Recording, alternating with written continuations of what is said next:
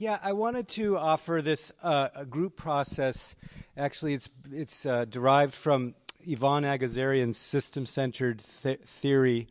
It's a synergistic way for a large or small group to participate in a sort of a group process, becoming a group mind, not simply individuals sharing our own thoughts and then sort of dropping each person's thought, and the next person shares another one without any connecting.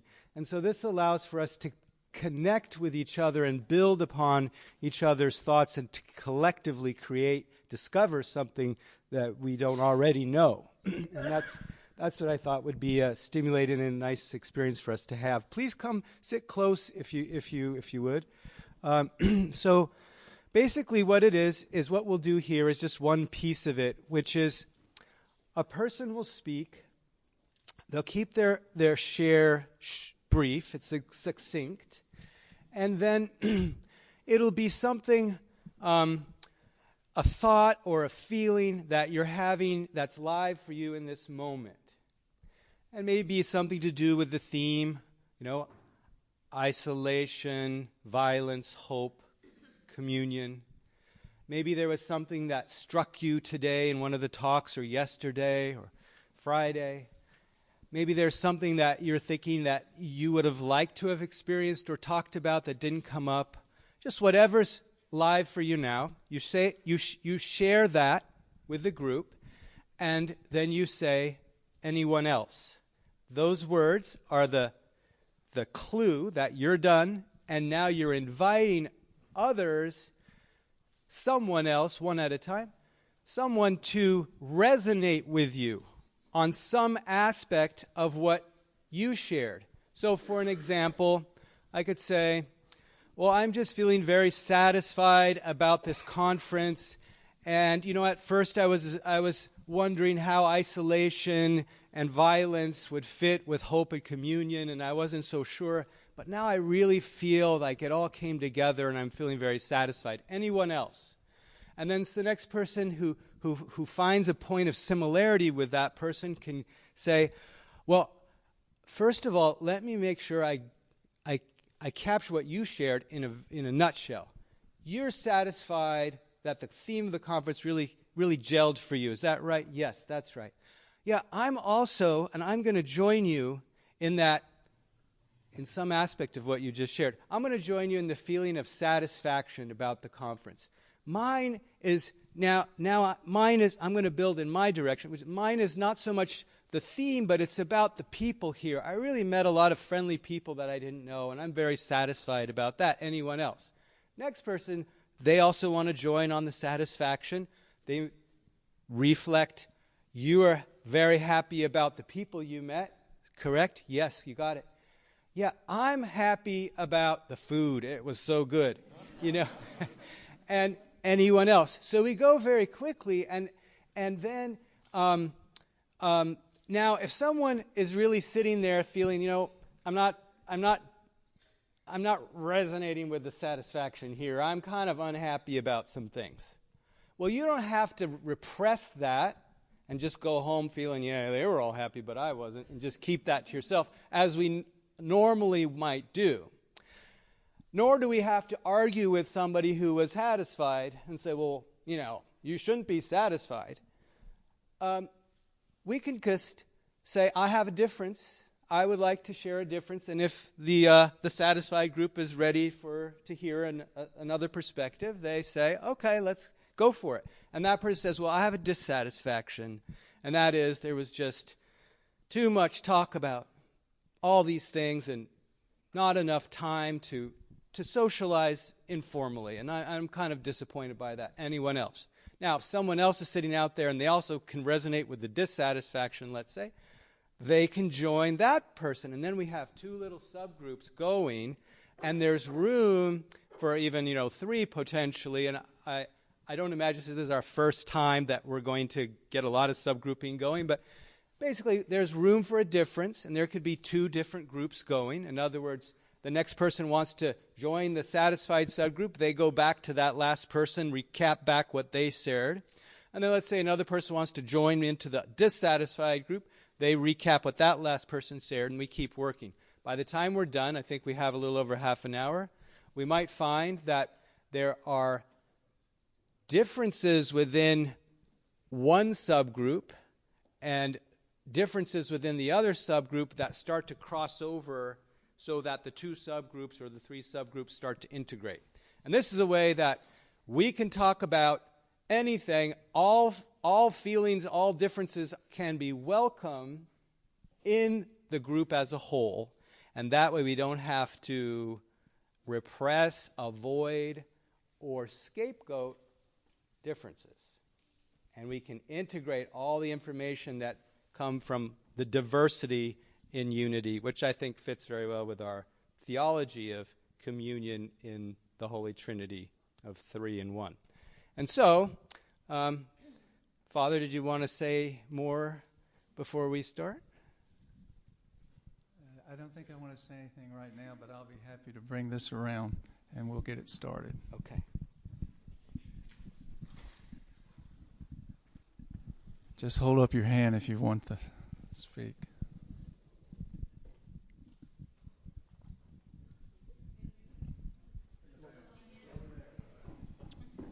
Pass it back.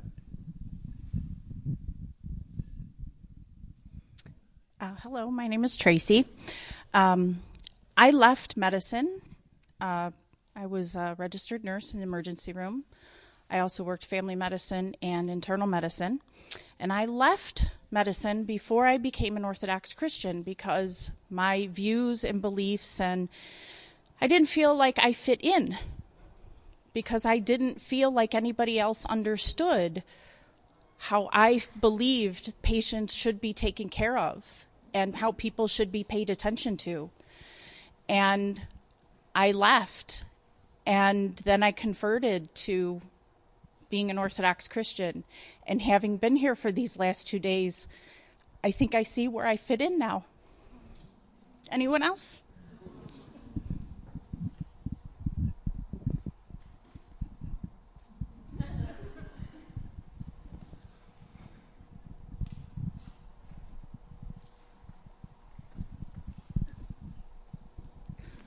Yes, very much so.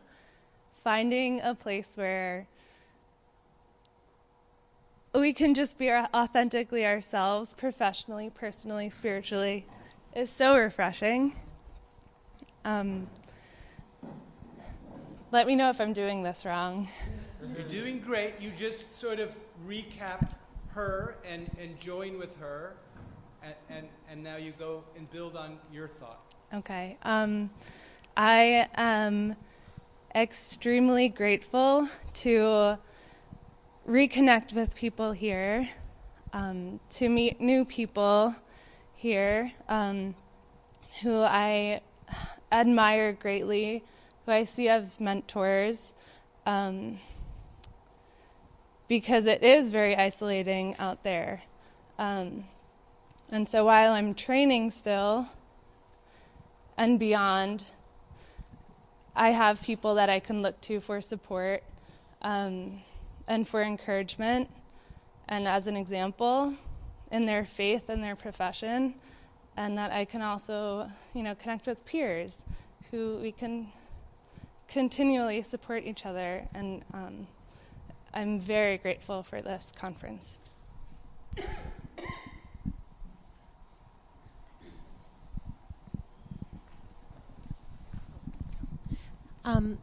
Piggybacking on you, being grateful to be here, I'm extremely grateful to be here and feel it's so joyful.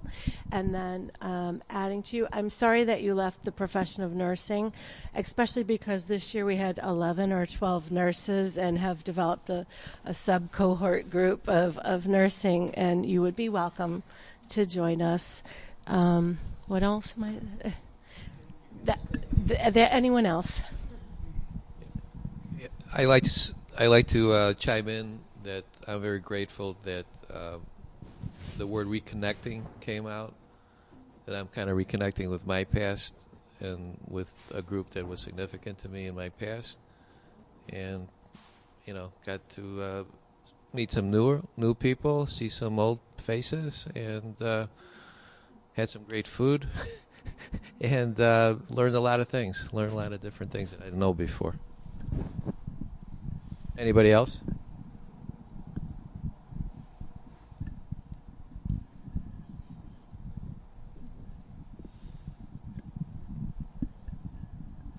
So what I hear you saying is that you're very grateful for the opportunity to connect with part of your past experience and to also meet new people that share your faith and some of your interests. Is that right?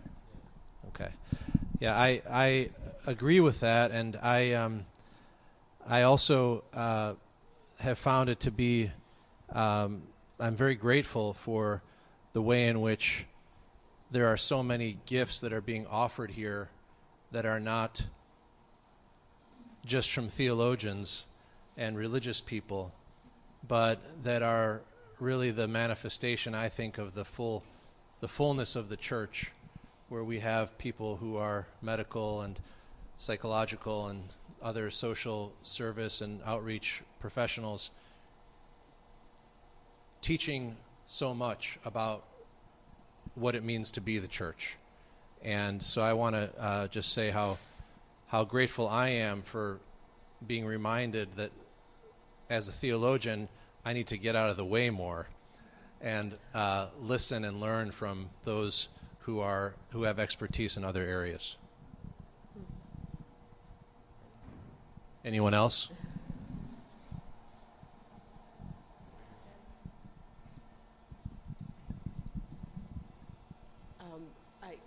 I feel that way too, that there are so many backgrounds here, and I'm generally overwhelmed most days. And I'm overwhelmed here too with so much background and so much information, but only so much time to hear what everybody had to say. But I think it's a high-class problem that I will enjoy resolving by reading the Ancient Faith manuscript when it comes out and listening to the videos and audio, and I'm really, really grateful for that, very enriched by it. Anyone else?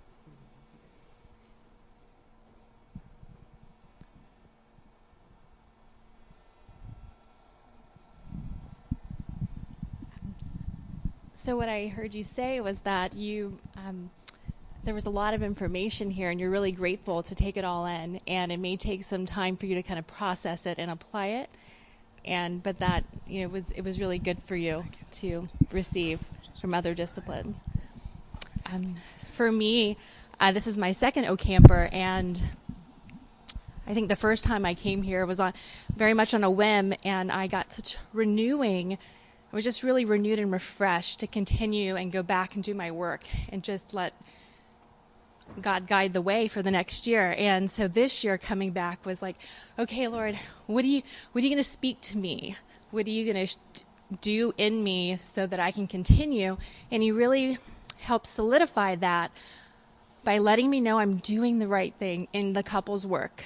Because as we've heard throughout the entire week,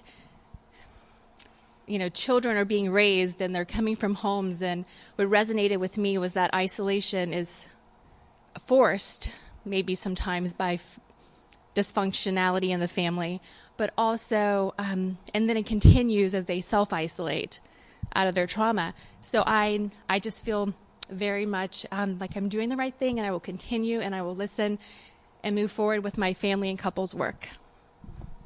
Anybody else?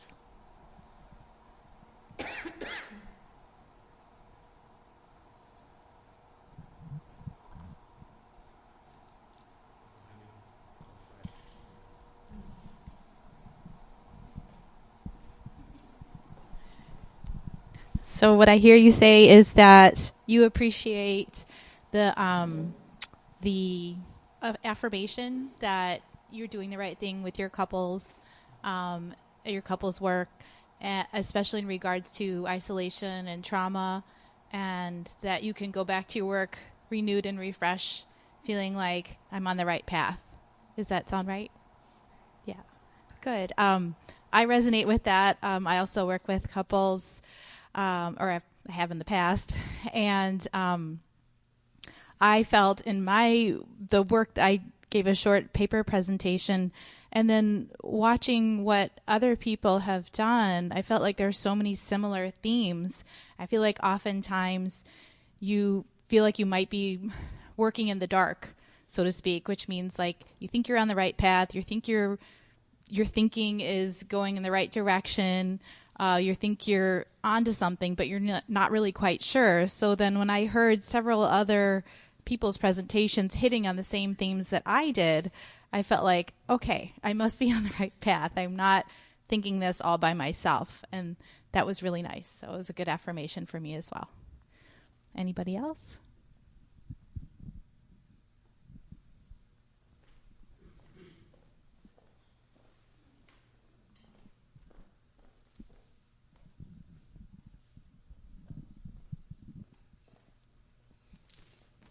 Strangle you.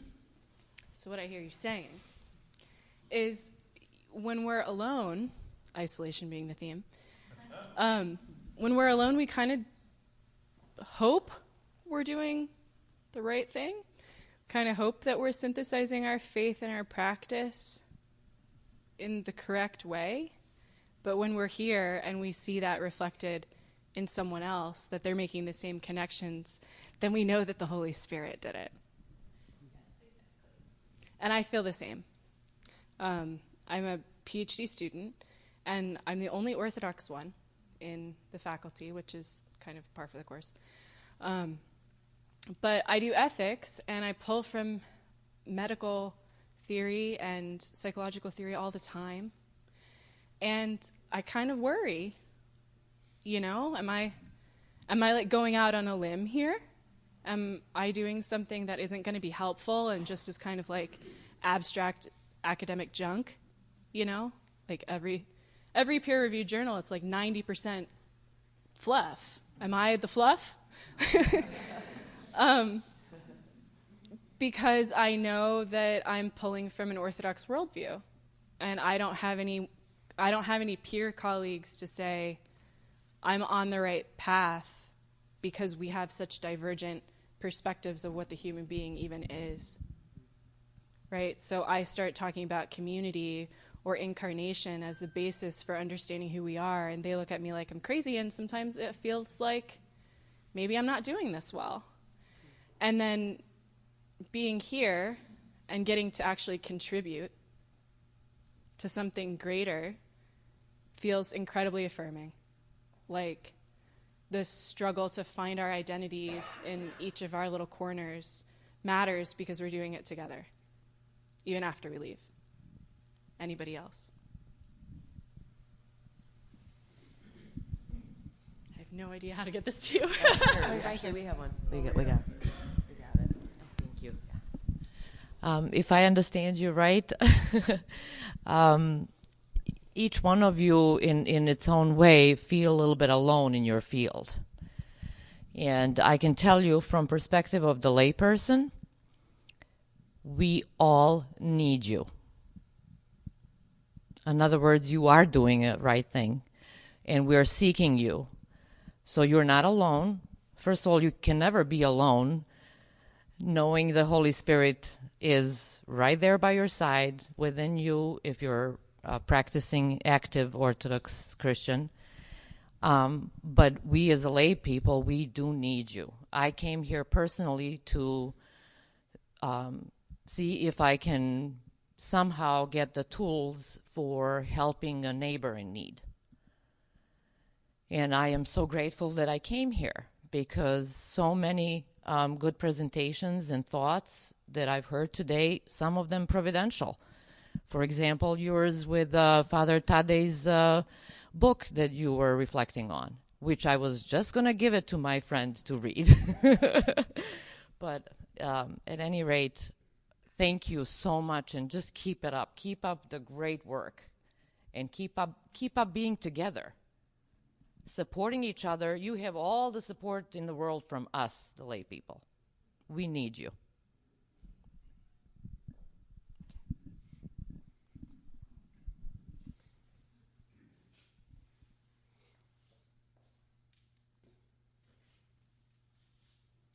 I'm hearing you say that you value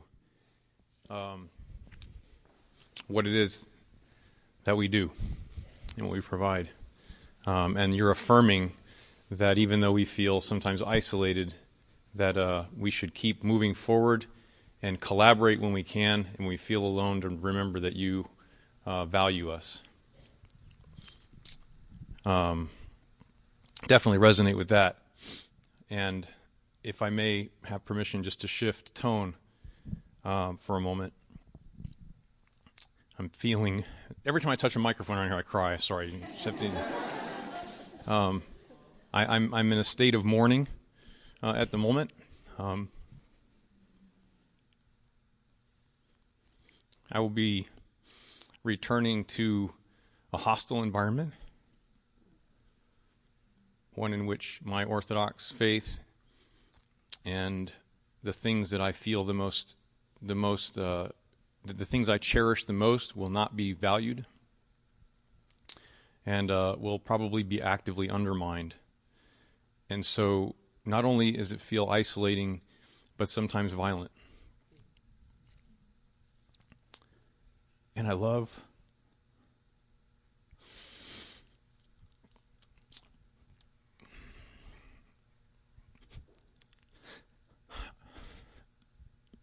being here with you. It's the first time that my wife has come.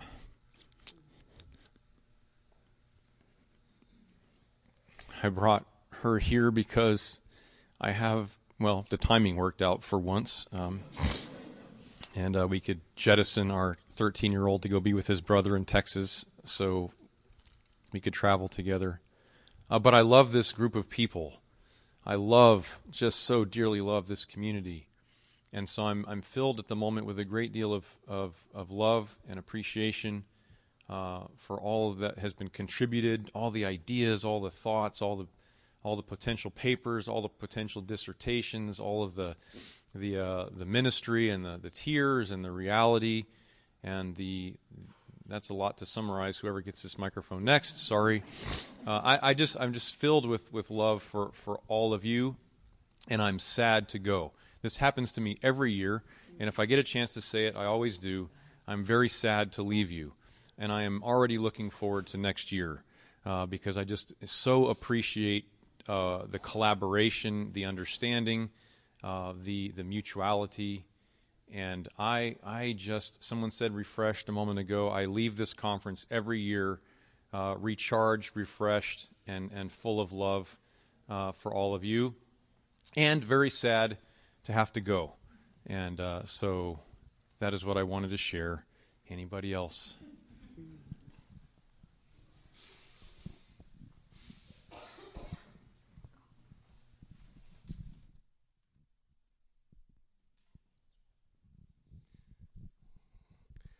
So if I'm hearing you correctly, you're feeling the pressure of returning back to an environment that makes you feel both isolated and at violence at times. And this is a place that brings you warmth and support and love. I resonate very deeply with that. And many of you have mentioned this. I love these opportunities to get together because a very intense experience happened to me in my training as a psychologist. And I felt like you who first started the whole conversation, where was I doing the right thing in the right field? Because it so happened that I had was on my internship, and the first 6 months I was getting to know everybody, all the professors, the clinical instructors, and my classmates. And everything was going fairly well, but after the halfway through, it was my turn to be one of the coordinators for the LGBTI support group. And so the openly gay instructor brought me into his office, and he said, all right, just want to know, so what do you think about homosexuality? And I said a prayer. I stayed calm. And I said, with all due respect, I'm an Orthodox Christian. And this is how my church has taught me, and this is how I've been living my life. And with all due respect, we don't accept this lifestyle before the eyes of God. From that moment on, the rest of my year was hell. They all blackballed me. They dismissed me. They didn't talk to me. Everybody. For 6 months. If it wasn't for my spiritual father, my family, my friends, reading the church fathers, gaining strength, it would have been 100 times worse. But from that moment on, I gained strength. And I had already experienced a wonderful group in Pittsburgh as a pastoral group. And when I was done with that internship and got my doctorate, I came back to Chicago and I said, I want to have icons in my office. And I want to be able to offer therapy to Orthodox Christians and not be ashamed. Not be ashamed. This is who we are. And it's been a blessing ever since. That hardship, and I'm telling you, was unbearable. It was only bearable because of God, my spiritual father, and friends and family. Many great things have happened. And because of that, I love coming to these gatherings because I feel like we are one big family. So there is that isolation. I felt that isolation. It was isolation. Walking into my office and no one wanting to talk to me because of my faith. But it's been an amazing blessing ever since. Amazing blessing. Because God knows what we need. And I have my colleagues. I have the priests in the area, schoolmates, friends, in these gatherings, and it's all worth it. It's all worth it. So, anyone else?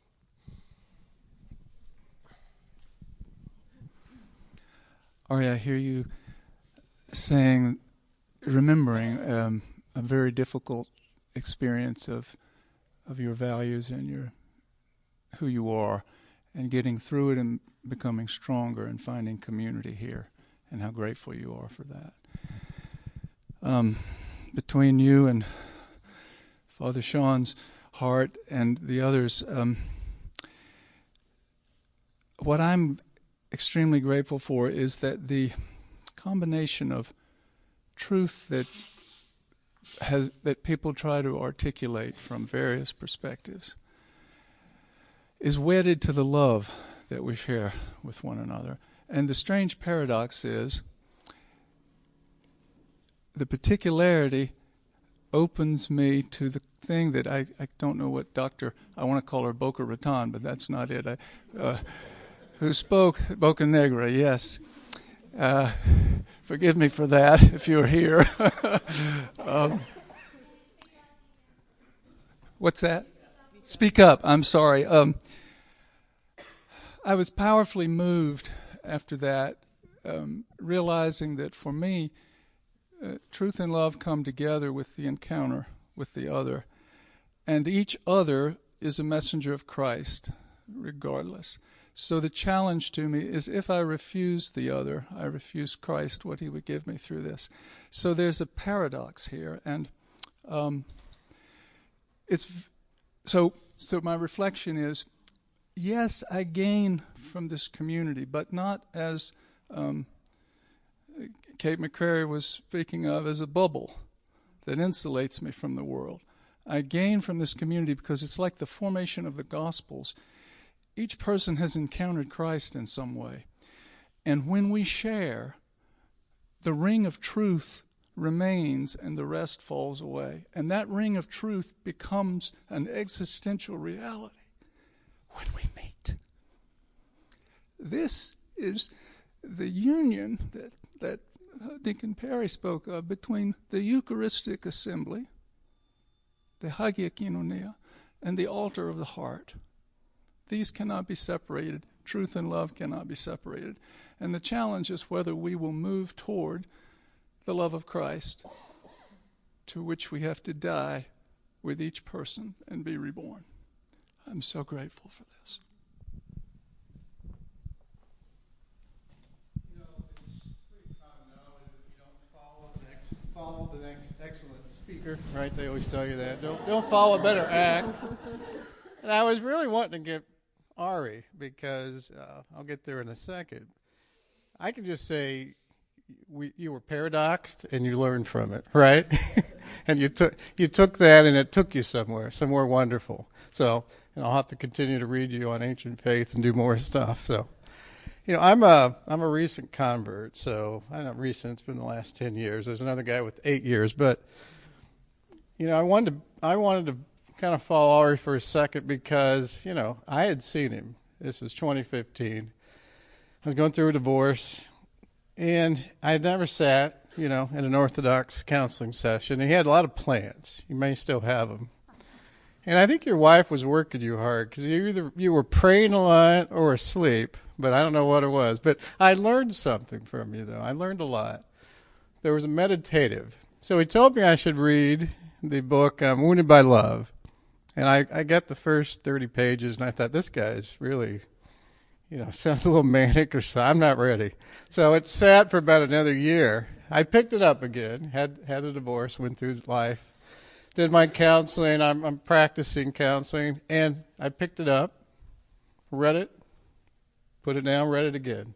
So what I've enjoyed, I've only come to there for the first time, but it's kind of like what Kate had said about being the icon. I think the idea that you don't even know you're being painted sometime. I love that icon one. I know my priest, Father Paul, was trying to talk about what happens to the broken addict and suffering and just putting it together. But there's just something about these metaphors, the richness that nothing else has. Nobody else has it out there. Orthodoxy has a corner market on that. And I know it's just... I know if you grow up in it, maybe you treasure it, maybe you leave it for a while. I don't know what happens, but I just know stumbling in the dark for about 2 decades after college for no real reason. I was in shallow soil as a Baptist. That's it. I just wasn't very deep, and I just dried up. But when you finally get it, and you have people along the way, you have good people, you have some foundation, you have good soil, you can start to really grow. Now, whether it bears fruit, that's for other people to kind of decide, and you got to be challenged and you do your stuff. But, this is pretty remarkable. So, there's stuff being going on. I know there's some committees. I know Rhonda's here. There's some other stuff. We are trying to I know mental health is trying to get in the church. I think it's got something to tell people.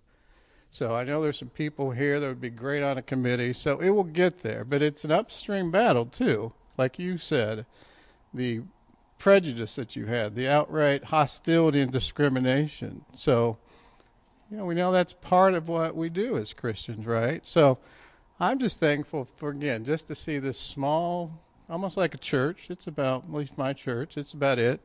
And it's a nice congregation today. And you just see like-minded people. But some of you had such passion today. And once I got the context, it made a lot of sense. But once I did, it was nice to know that you're alive. You're on fire.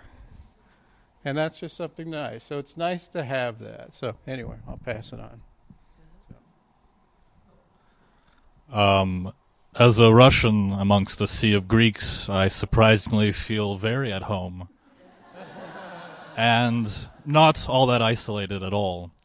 What I'm hearing people say is their love for their connection, to find people who are like-minded and who think similarly and can value each other's opinions and creative insertions into this amazing field.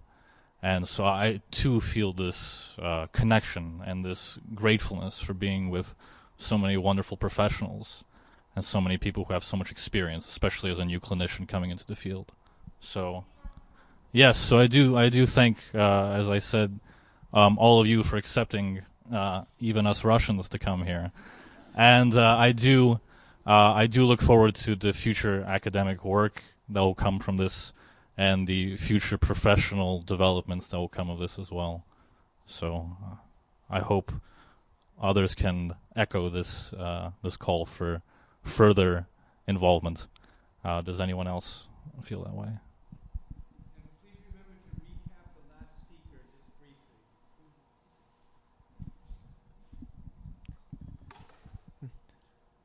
I'm hearing that you're grateful for the opportunity to be here and to take part in the beautiful things that everyone's doing here. And I can resonate with that strongly, and I can also resonate with the sense of like there's the coming into a group where there's the potential to be rejected, but to be welcomed in fully with open arms. It's as a student among professionals, it kind of feels like being the rookie in the locker room with all the veterans around who have been doing this for years.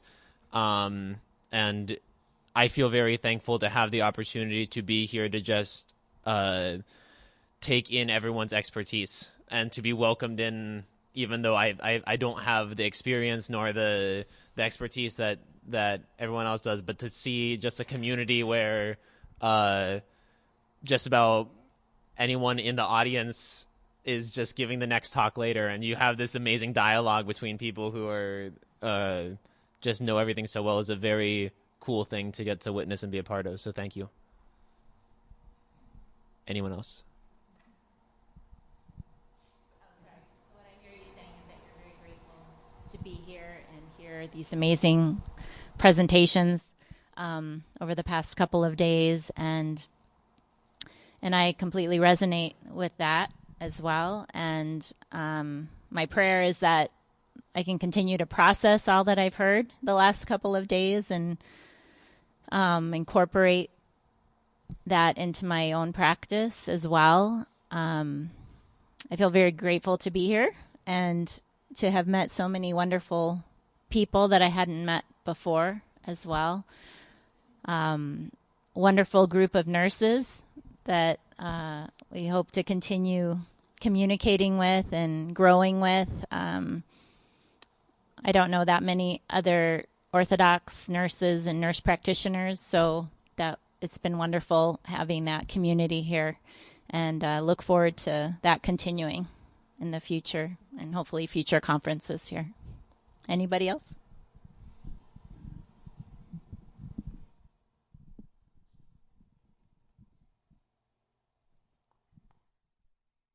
What I hear you saying is you have valued your time here and you have connected with people that you didn't know before, and that you want to carry that on, and you value that. Is that? And that resonates with me as a chaplain, having been coming to this for a long time, and I'm having this sort of strange experience of feeling like, I started doing this 17 years ago, and I didn't know any chaplains, and I didn't even know if you could be a chaplain, and I feel a sense of humble accomplishment, I think, in that now at least everyone here knows about chaplaincy, and it's growing, and all these other ministries and work that everyone is already doing. All this incredible work that people are doing authentically as Orthodox Christians continues to grow. My thought, in some ways, just regarding isolation and connectedness is, I started a new job last January at MGH, which in many ways is like my dream job.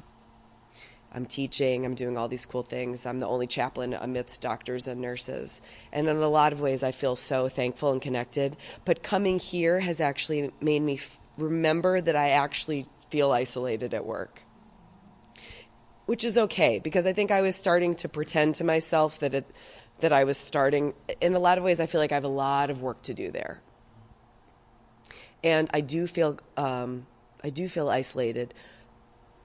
And I also feel nourished from being here. And so I'm going to let myself acknowledge more that I am kind of isolated at work amidst a really secular model of palliative care, which one would think has a spiritual background, has a spiritual basis.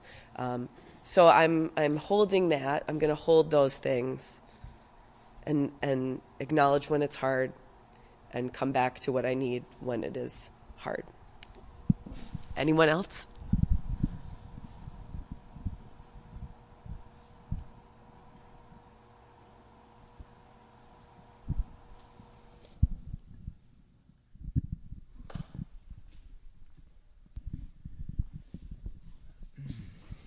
So you're really wanting to hold on to that sense of isolation and be open to that, but at the same time really enjoying the connection and feeling like you're part of a body.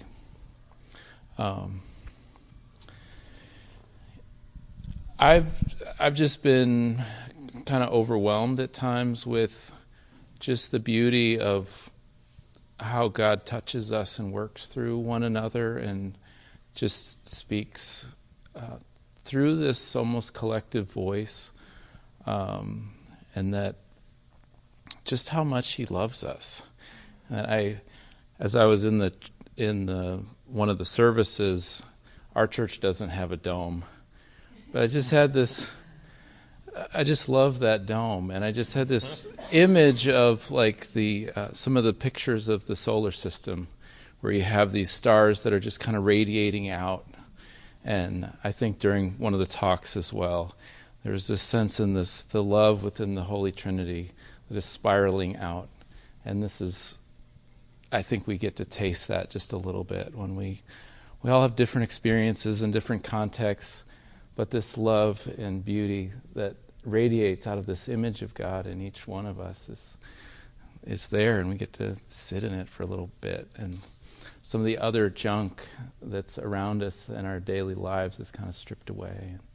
And so just deeply grateful for getting to experience God's love within this community.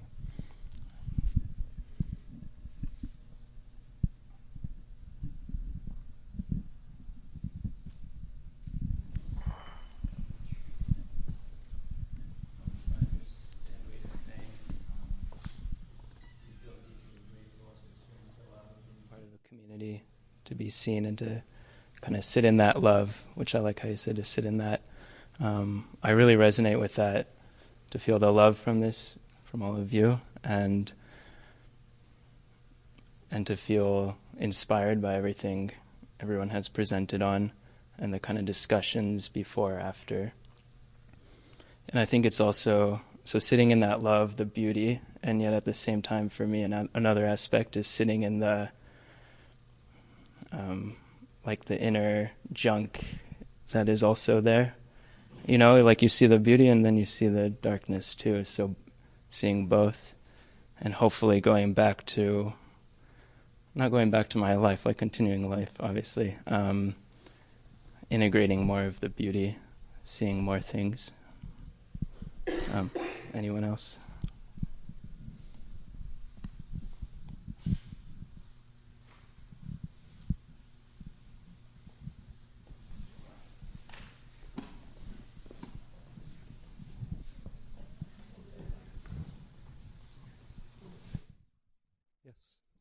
Is it on?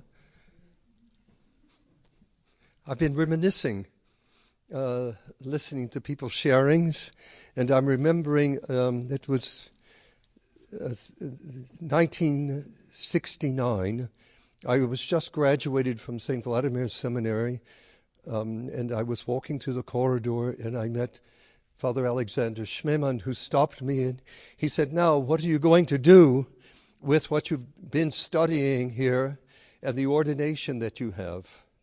And I said, I want to go and study psychoanalytic psychology and discover how I might be able to apply it in my work as a priest.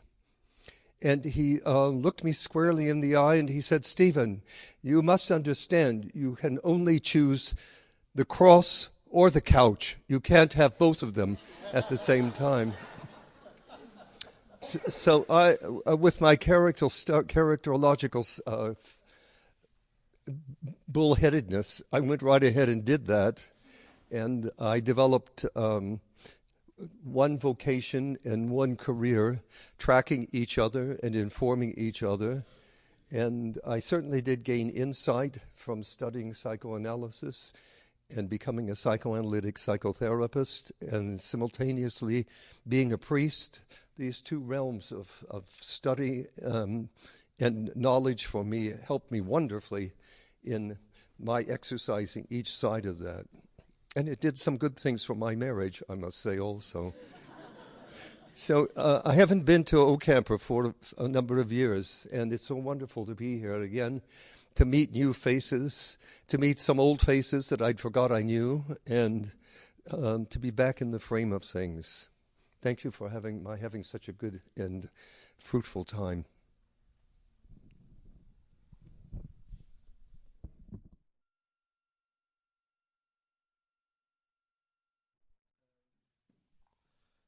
You're very grateful to be in a place where the things that you've been studying, the two things on both sides, are sort of meshed together. And you can see that there's a community around you that support the same thing. I am in no way in medicine or theology. I'm a web developer, and I came here with my wife. But when I was in college, my sophomore year, I do things like this. I dropped all of my classes and put all ministry classes in, and then I dropped them all and went back into English. And then I did the exact same thing my junior year, except I dropped all of my classes, and then I went into psychology. And my academic advisor, who was Orthodox, was like, "What are you doing?" And I said, "Never mind, like I just do this sometimes," and then I switched back into English. And I've been doing web development for 3 years, and I've been wondering where that's leading me and what I'm supposed to be doing with that.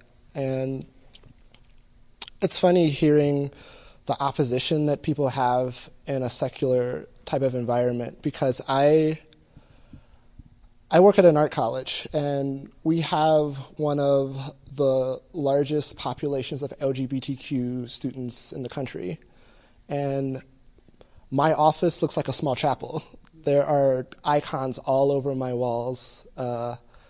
I have a Death to the World hoodie. If you don't know about that ministry, I have a giant schema monk on my hoodie. I wear it all around campus.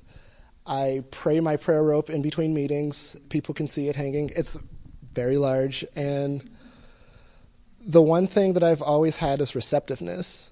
And so I kind of have like a mixed bag of feelings in that my college is pursuing this whole strategy of wellness, not just for the students, but also for the faculty.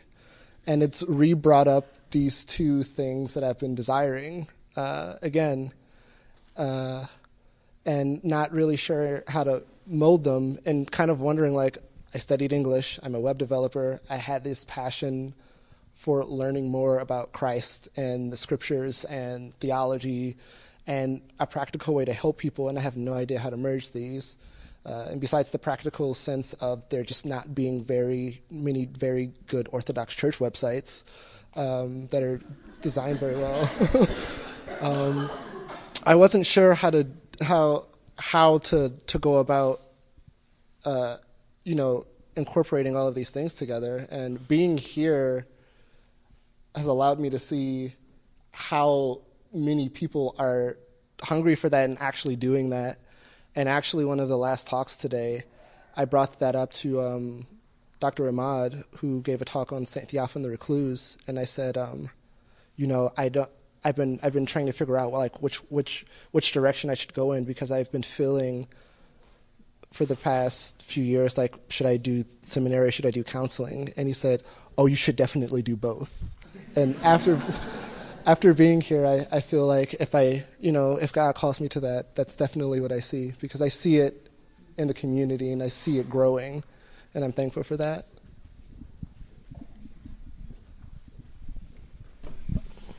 How are we doing on time?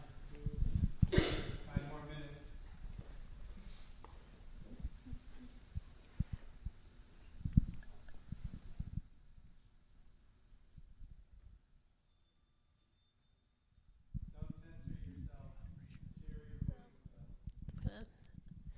From what I'm hearing you saying, I think you're saying this conference has brought you a little bit more direction about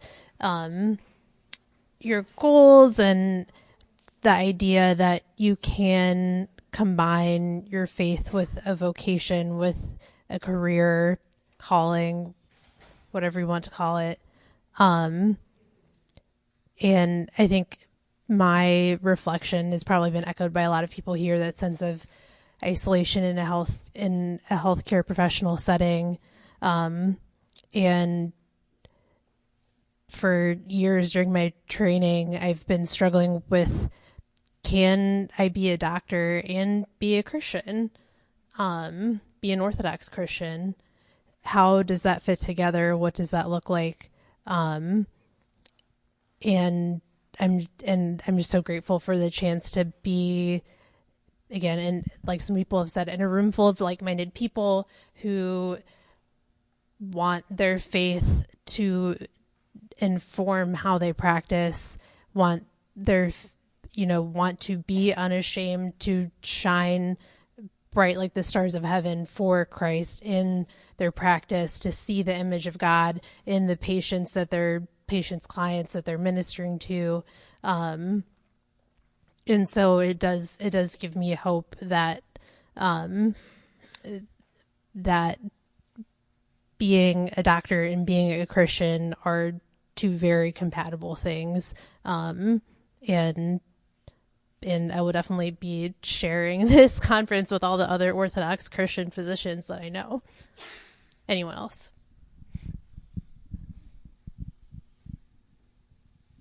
So what I heard you say is that you're thankful for this opportunity to be able to see that you can blend what you're doing in your career with what you believe as an Orthodox Christian.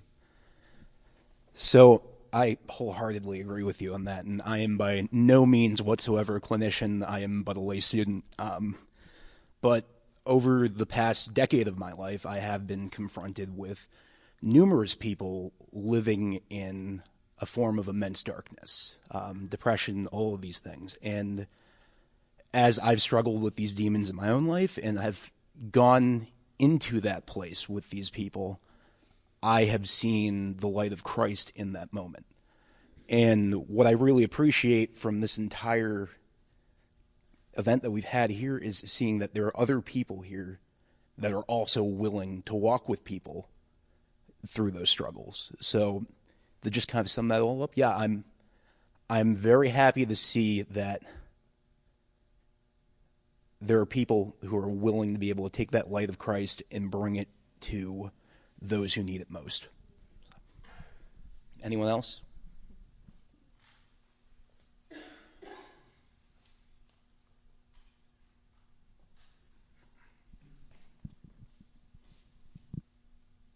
So you're inspired that others also are following the call of Christ to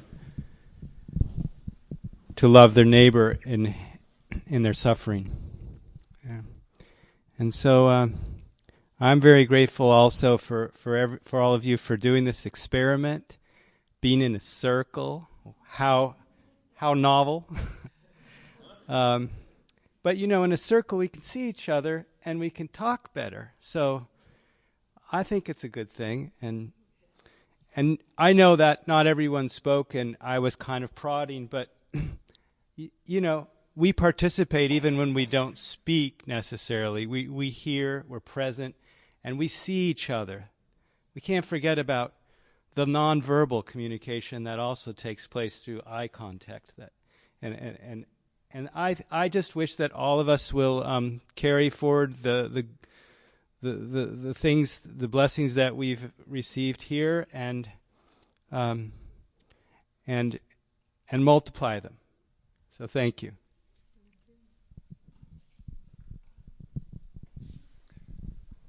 Thank you, Deacon Marcos, for leading us through this. It's good for this ecclesia to head to worship, where we just continue doxology together, and the nepsis, that an intentionality that allows us to turn to the other with love and interest. Thanks for coming.